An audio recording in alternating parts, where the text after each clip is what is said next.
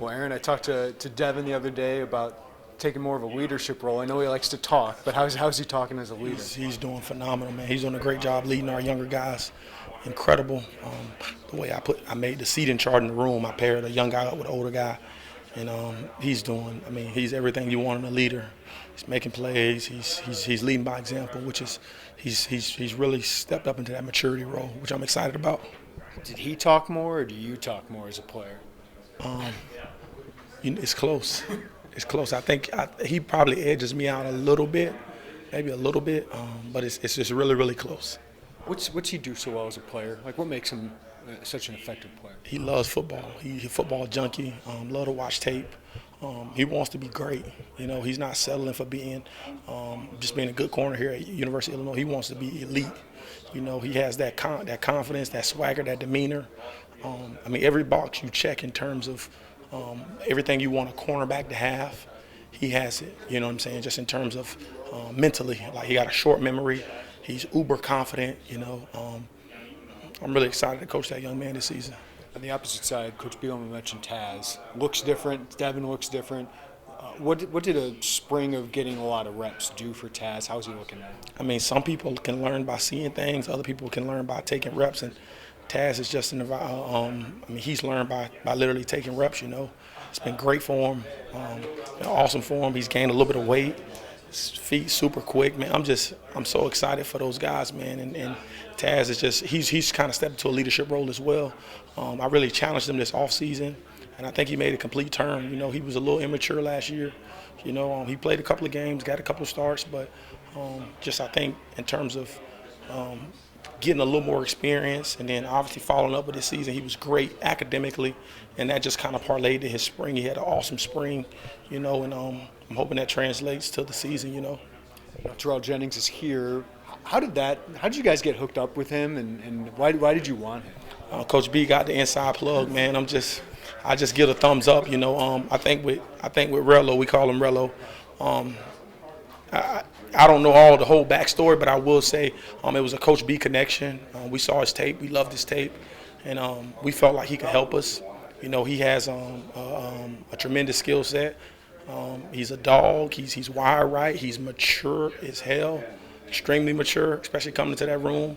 And everything you want in a corner, you know, I think he embodies that. You know, like he believes he's the best in the world. You know, and he's a physical young man, and we're just really excited to have him in the room. You know, like his second day in the room, he looks at me and he says, "Coach, this is a very special room. I can tell you guys chose the right young men."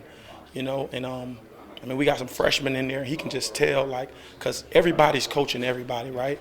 I wish I could say that I was solely trying to coach everybody, but you got Devon Witherspoon coaching up Tyson Rooks, right? You have Taz Nicholson coaching up Xavier Scott. You got Terrell Jennings coaching up Elijah Mc-Cantos. And so when you got young, older guys who've played a lot of ball, all right, or older guys in general coaching up young guys, you got a very, very special room, you know. Tyler Strain's a second-year guy with you.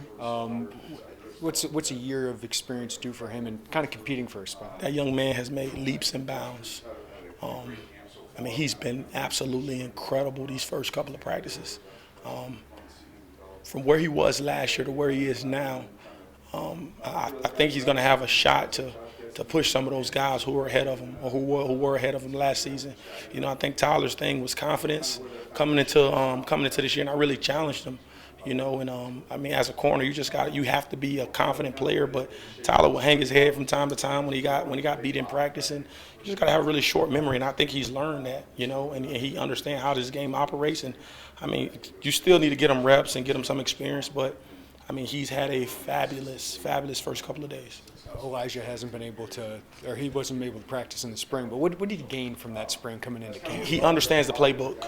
You know, Elijah's one of those young men. He has to get reps. He's a high rep guy, and I love that. You know, he just has to get reps. He can see it, he can understand it, but in order for him to get better at it, like a lot of those young men, they just got to get reps at it. And I mean, to be completely honest with you, all the young DBs we have, you know, T.J. Griffin, Matt Bailey.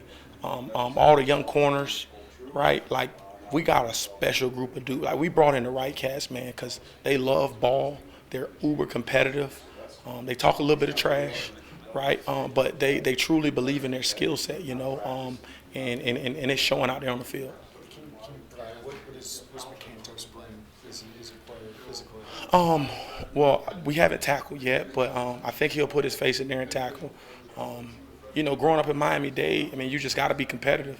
He has that burning desire to be great. You're talking about a young man. I mean, from the time he got up here, Elijah Mc-Cantos probably met with me every single day. He liked being in my office. He want to watch tape. Like, Coach, what I need to work on. Like, he's one of those guys, like, when you got children, like, he's hanging on by your coattail. Like, what do I need to work on, right? I mean, he wants to be great. Anytime you got a young man like that who wants to be great, coming from the environment he's come from, he's going to be, And so I'm just really, really excited about his future. About Rooks and Scott, what do they bring to the group?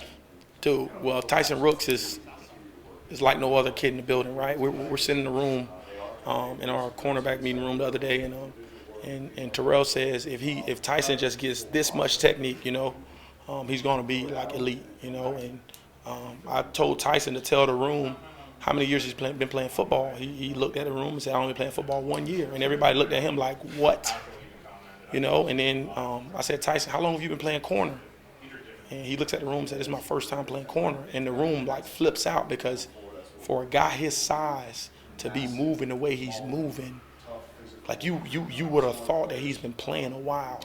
And he's still learning, right? He's like a baby deer out there, right? He's trying to get it down, and but his skill set is something that you just can't teach, man. I mean, I've never coached a 6'3" corner. You know what I'm saying? He can run. He can flip his hips. We just got to work on his punch at the line of scrimmage. But, he's getting better every single day. And Xavier Scott's just a dog, man. I mean, he's gritty. He's scrappy. I mean, everything I saw when I went to see him play basketball, I see that on the field. We've got him playing outside. We got him playing inside. He had a pretty nice interception today, man. Like, he got phenomenal ball skills, Like, he's wired the right way. So overall, it's a group that's got one starter coming back. Yeah. Not a lot of experience. No. But how do you feel about what this training camp means for you? Absolutely. I think part of them gaining experience is me throwing them in the fire, man. I think Taz has a little bit of experience from last year. Terrell Jennings played a lot of football. He's played a lot of football. Maybe not at this high of a level, what I'm saying, in this conference, I should say. But he's played a ton of football, so I think he'll be just fine. But a lot of the young guys, Tyson being from Georgia and Eli and Xavier being from Florida, they're going to be fine, man, because they grew up in, we know South Florida football is just different. You know what I'm saying? And I'm really, really excited about them, dude, to be completely honest with you, because I think that they're hungry to be, like, great, and they're all scrappy. They all got want to, and they all can take coaching.